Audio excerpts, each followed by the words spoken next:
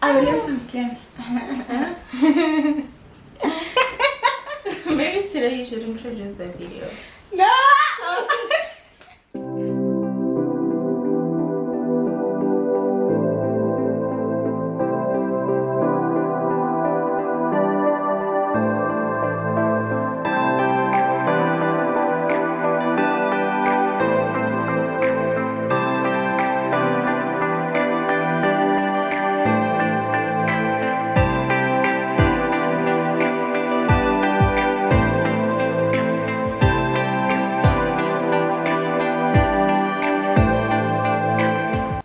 Shall we move on? Yes, love.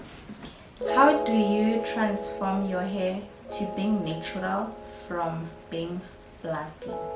Fluffy, I suppose you mean like very soft. So you want to go back to natural? Yeah, I think that's what she means. Like to natural from being fluffy. If you're trying to go back to natural, it means you probably have done something to alter the hair. Yeah, and the now only your thing hair is fluffy. Exactly. So it's either you were using chemicals so much on your hair that your hair is not as coily or is not like it's not in its natural state anymore. So it goes back to sorry, just to go back to the question that we just answered, dry hair.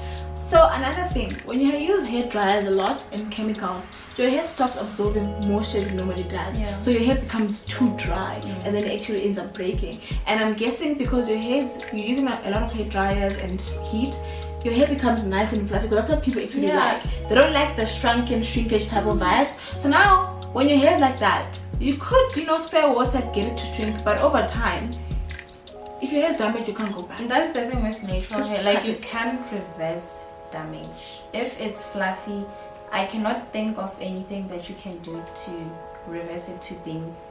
So if water is not allowing it, then it's at a point where you have to cut it and start if you're spraying water on your fluffy hair and it's still the same, then you have no option but to cut. Like I can't think of anything to actually reverse. Unless your hair naturally grows fluffy, then that's its natural. That's it. That's your hair's natural, so and don't you can't change it. Yes. Sorry to interrupt you, but that's fine. If it's fluffy, then it's fluffy. You can't do anything about it. If you're naturally growing it, like you're not using any stretching chemicals, you're not blow drying, but it's still fluffy, then maybe that's just how your hair is. And it can't be the same hair as maybe mine or Heather's, or my hair can be the same as Heather's because it's different. Even if I'm doing even if I'm having like a correct hair care routine, this is how it is. So that's how your hair is going to react. So maybe it's just your hair if you are still doing like the proper natural hair techniques. But if not, I assume you know yourself, you know that there's something you're doing wrong. You know what you did. You know what you did. Yes, someone is asking, I think you will respond to this one about the hairline. Someone is saying they're having a hairline issue. How do they bring it back? Firstly, before we talk about bringing back, like what's the cause of the problem, like before you try to fix a problem, you first want to know what the root of the problem is. So firstly, your hairline could be receding because of these braids that we like to do, guys, these cornrows we like to do. So personally, when I go to get my hair done, I always tell my hairdresser, please leave my hairline alone. So even the fiber that you use affects your hairline, because when you pull your hair, then you put fiber. When you're now taking down your braids, it affects you. This is why I even did a video on how to take down a protective hairstyle because of this. Number one. Number two, it could be postpartum. This means it happens after pregnancy. Naturally, you just lose your hairline. It happens to a lot of people. It does. It had happened. Another thing is you could be losing your hairline because of gel. Guys, I know we love to lay our edges. I think this is why probably most of my pictures or anything, my edges are not laid, because gel eats up your hair. Yes, gel dries up your hair, it draws dirt onto your hair, it eats up your hair, you lose your hairline. Or it could just be a hair condition. So it's a medical condition where you have to like consult a doctor, because some things hair related are actually where you have to go see a doctor. So now how do you fix it? You stop with the braiding. Whatever the cause. Stop with the braiding. If it means stop braiding for a long time. Another thing that I actually forgot to mention, wigs. When you're laying your wigs and with the gels and the glues, it takes glue. Yes, it takes you know, lace frontal, I want to look pretty. I know a week is a but good imagine that is down glue on your hair. Like it's literally glue. So Obviously gonna over time, 5 months, 6 months, you see your hairline growing. It's because of that. So try stop with your braids, or I don't know, just make them at least thicker, not too tiny. Stop with, just leave your hairline alone, for example. Stop with the hair gels and do consult a doctor. I would also advise you, whatever method you use to moisturize your hair, do it for your hairline, not just your hairline in front, your hairline at the back. And then to comment on what she said, like with the plating, if you feel like you cannot get away from the plating, which I advise that you should, but if you feel like you can't, then speaking from experience, that's her. Honestly guys, I love plaiting my hair. So what I do is that I communicate with, firstly I choose my salon. I don't just go to any salon. They have to know how to handle my hair properly. Then I communicate with my hairdresser that please don't pull my hairline. So what my hairdressers would usually do is that when they start, maybe for example I'm doing condos, like when they start here at the beginning, they play with my hair and then start the same putting thing I fiber almost Exactly. midway or just after the hairline. So that way it prevents like hairline breakage, and I feel like it does make it does make a huge difference, because and like fiber will eat your hair up, guys. It does.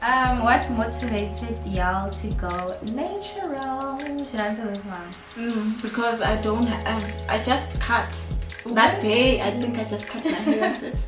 But then did you know when you cut your hair that you wanted to grow an afro? No. So because I had relaxed my hair, guys. SKL in 2009 was the thing. Like SKL was the one. So I loved it and everything. So when my hair was growing out and I saw the growth, I went to the salon. It was school holidays. So you know, school holidays don't really care how your hair looks. So my hair, there's growth, there's relaxed hair.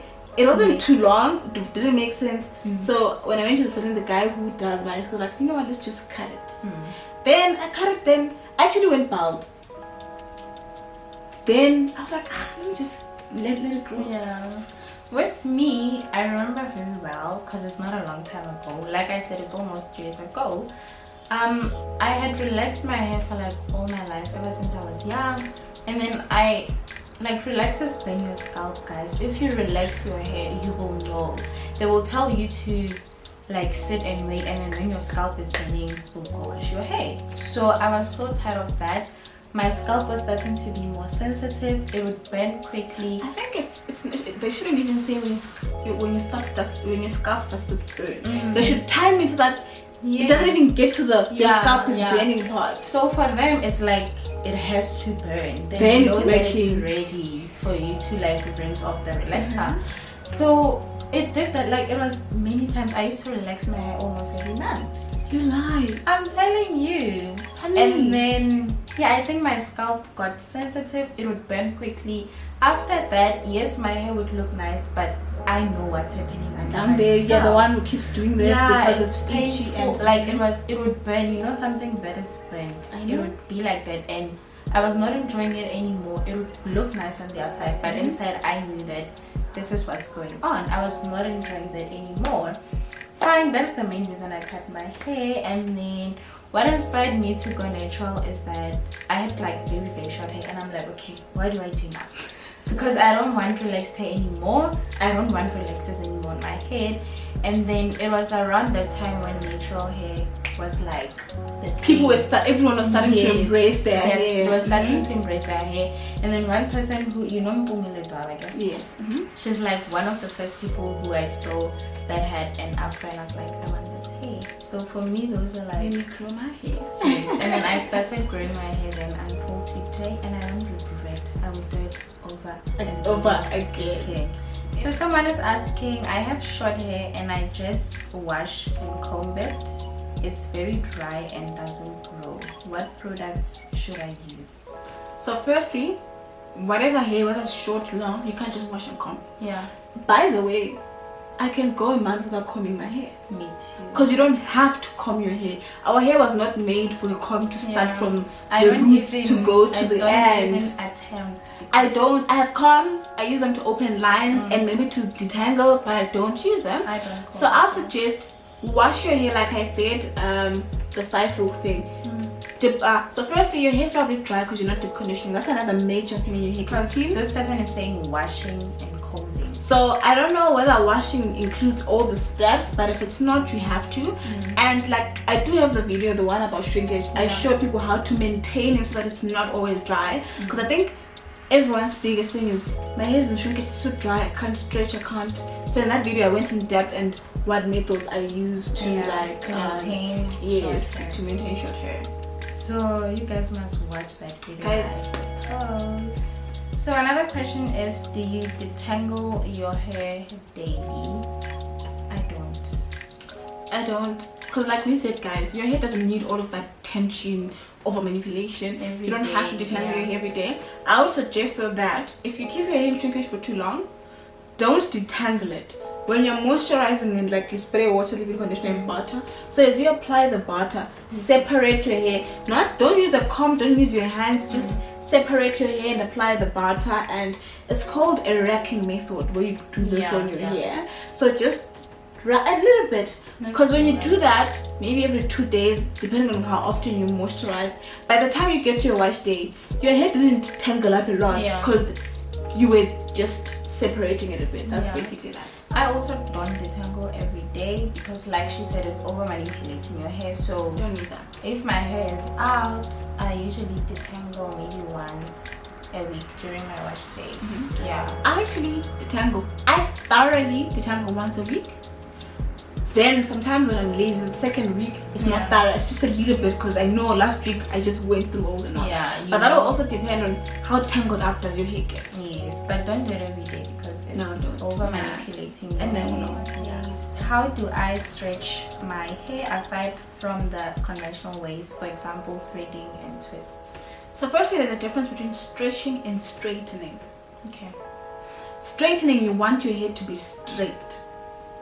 That's where the blow dryers and the hair tongs, irons come in. Stretching, you just want your hair to be at a stretched out. Exactly. So the conventional way is actually the best ways, because you're not using heat. Because the constant use of heat, guys, your hair, I did say, it'll get damaged, you can't go back. So do the twists. Like I have twists, fine, my hair was wet when I did them, so they shrunk.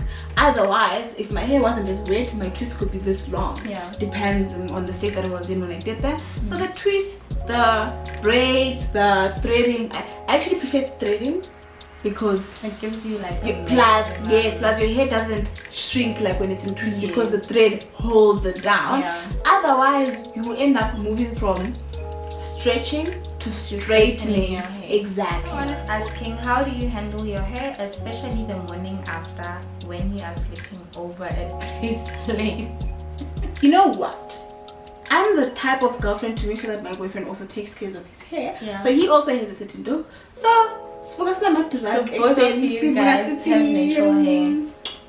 You know, even if your hair is short, for men, even if your hair is short, you can still take care of it. And it'll grow out softer and also easy to manage. And I think it's confidence, guys. Like if your hair is in twist and you sleep in twist, that's your natural hair. That's how it is. It goes back to confidence. Feel comfortable in your own skin. And I think also people treat you how you want to be treated.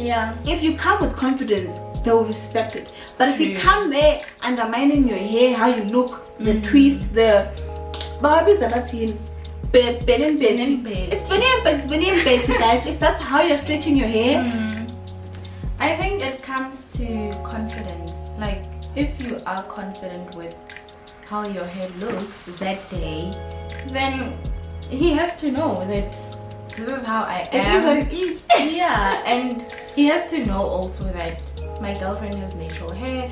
This is how natural hair looks sometimes, and she has to do certain ways for it to look nicer. So it's him knowing. If he doesn't understand. Besides, to be honest, babes, doesn't matter how you sleep. So if you sleep with your hair like this, one side will be like that, the other side will have volume. Exactly, and it's fine. It's fine. It's okay. I feel like this, like you being at your own place and being at base place, should be a difference. There shouldn't be a difference when it comes to how you feel about your hair. So there's no specific way to handle it. I mean, if I sleep with a certain look at my place, Eventually I can do that. And if I decide maybe it's one of those nights where you are like dressing up and you want your hair to look pretty, make it look pretty, look good for him. Yeah, and then when you wake up in the morning, obviously because you are sleeping, it's going to be flat on the other side. When you wake up in the morning, you just maybe spray water and just like lift it up a little bit. It will still look nice. I don't think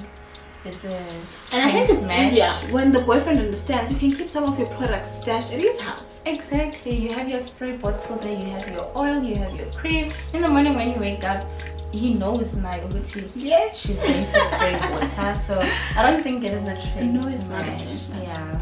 Someone is asking about hair porosity. How do you figure out your hair porosity? So hair porosity is actually one of the most fundamental, number one things you have to know when you're starting your hair care journey, because it determines how your hair takes in the products on your hair, like how you moisturize. So you can spray water right now in your hair and it easily goes in. I can spray and then it takes a while. So I have low porosity because products take a longer time. You have high porosity because your products just go in easily. So now how to test this? There's 3 ways. There is the spray test where you just spray water on your hair, let it sit. How your hair exactly. And then so if your hair is at the top, not at the top, if the water is at the top of your hair for quite some time, you have low porosity. If your hair just sips through and your hair absorbs it quickly, you have high porosity. Another test is you have to get a glass of water, make sure your hair is clean. Clean of products. Before you wash your hair thoroughly with a clarifying shampoo, before you go to the next step, take a strand of your hair, put it in that glass of water. If your hair floats, it's low porosity. If it sips through to the bottom, it's high porosity. If it's in the middle, it's normal porosity. Then the last one, which is normally tricky but you can still do, you just pull your hair out. If your hair is smooth, it means you have low porosity. Like when you stretch it out, then you use the other one going backwards. So one, maybe we can do that. Yeah. So if you feel your hair is bumpy and it's not smooth, you have a high porosity, because high porosity lets in water easily. So when products are going in, your cuticles are open. See, it's a little bit bumpy. So this is what you do. Yes. So if it's a little bit bumpy, what does it mean? Your cuticles are open. They let in water easily. That's high porosity. So that's why you're sliding backwards to fill that. But when you have low porosity, your cuticles are closed. So your hair is smooth. Then it's difficult for the water to go. Exactly. That's why, because I believe I have low porosity, I have to spray water, leave it for a while, or massage it on my hair so that it doesn't sip through, and then let it sit in before I go to the next stage of my moisturizing routine. I'm learning a lot. I actually knew about the one method where you use just the So other people use more than one in case. You know how people are. What if this one is wrong? Or what if it? So you do that. And also make sure that your hair is clean, because if it's not, then you might get the wrong results because it has products on it. Okay. Moving on, someone is asking which protective hairstyles do we recommend? Honestly, I don't care whether you do braids or you do cornrows or you put on a wig or you do these twists. It's not a protective hairstyle if your hair is coming out dry. Your hair can't come out dry and damaged. Your hair has to come out well kept. And the point is to retain moist length on your hair. So when you're doing protective hairstyles, you're protecting it from the detangling and the rough things, so it grows well when it's protected. So whatever hairstyle you do, make sure you still take care of your hair when it's braids, cornrows, that wigs. Is a protective Exactly. hairstyle. So the cornrows under the wigs, take care of them. Because you can plait your hair thinking that you are doing a protective hairstyle, but then you sit, you're like, oh, I'm getting a break from the maintenance, and then you spend an entire 3 weeks without moisturizing, like without spraying water, without cleansing your hair. Then it defeats the purpose of this whole protective hairstyle thing, because now you are not taking care of your hair. You find that when you're unplaiting, it's breaking a lot. Then what was the point? Did you protect your hair? No, you did not, because you failed to take care of it while it was in braids. So you can do any protective hairstyle, but just take care of it. Absolutely. And then which ones do you recommend? Any. Okay. So any is fine. Braids, just no tension, less fiber with braids, because when you wash your braids, your hair, which is actually your scalp that you have to cleanse, you want whatever you spray to penetrate and go through. So if you have too much fiber, guys, it's not going to go through. It'll sit on the extensions, the hairpiece. Now, so, nothing's happening. Yeah. The same person is asking if we would consider transitioning to dreads. No. You know why? So this is why I love natural hair. I could wake up with straight hair. I'm experiencing relaxed hair, so I can do a silk press once a year, once in a whatever. I feel like I have relaxed hair. I can actually do 4 locks or something similar to dreads. I wake up with a feeling of dreads. Does it make sense? Yeah. And then I can just go back to, because you want the versatility. Exactly. The question, I would like, given a chance to, I would definitely transition to dreadlocks, just to have the experience that I once had dreadlocks and to see how they would look on me. Maybe one day I will, we don't know. Did the big chop. My hair is already growing. When do I start the routine and which products?